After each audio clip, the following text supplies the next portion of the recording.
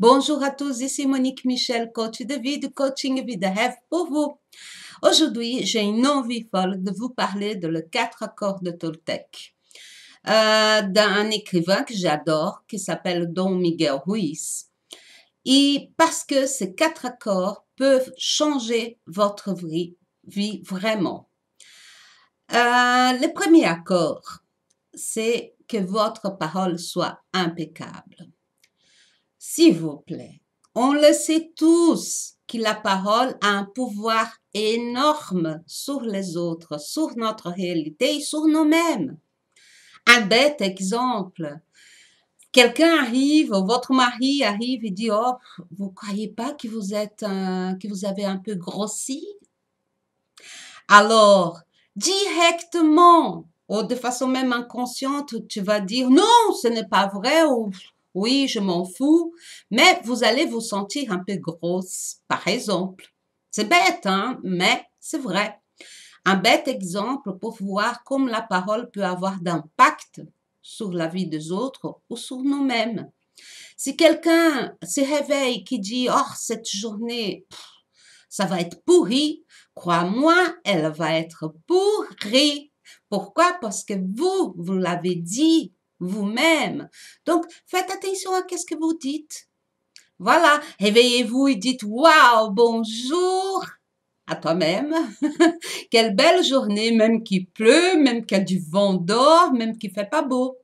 Parce que vous allez transformer votre journée dans une belle journée.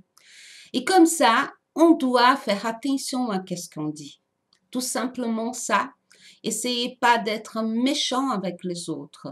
Sans pour ça être déshonnête, hein? Sans pour ça être hypocrite. Il y a plusieurs façons de dire les choses aux autres.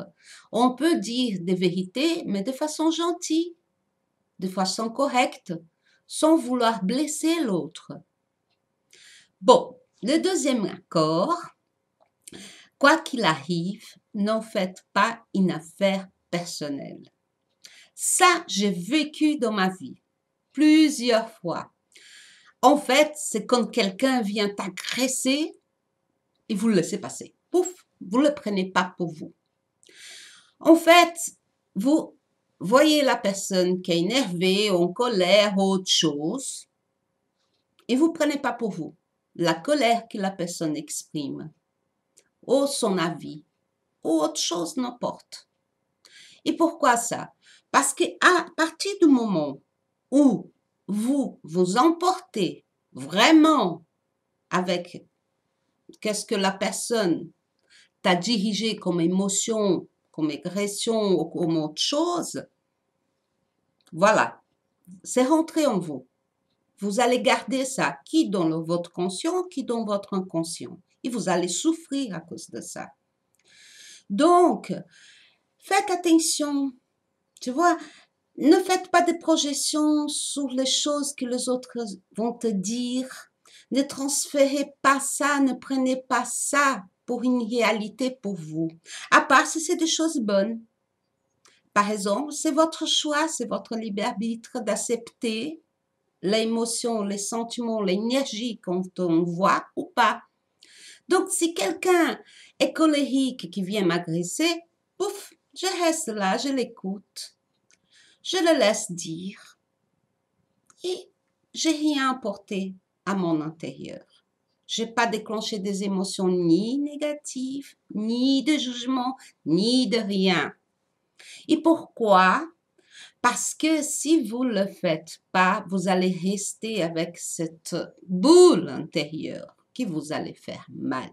Et parfois, si vous donnez trop d'importance à ce que les autres ont dit, ou si vous avez vraiment s'impliqué en toute la situation négative auquel vous étiez présente, vous pouvez garder ça pour des jours, parfois pour des années, et en souffrir pour rien. Parce que c'est simplement, vous devez désancrer ça de chez vous, jeter, pouf, et c'est fini. Voyez, si la personne vous fait un mal, si la personne vous jugez ou vous agressez, c'est pire pour eux, pas pour vous. J'ai dit pour les paroles, hein, je ne suis pas en dire des agressions physiques, parce que ça, c'est quand même grave. Mais ne donnez pas importance et ne faites pas une affaire personnelle de tout ce que vous vivez. Prenez simplement les choses qui sont positives et qui vous apportent vraiment, vraiment quelque chose de positif. Le troisième accord, ne faites aucune supposition. Ayez le courage de poser des questions et d'exprimer vos vrais désirs. Communiquez clairement avec les autres pour éviter tristesse, malentendus et drame. Tout est dit, hein?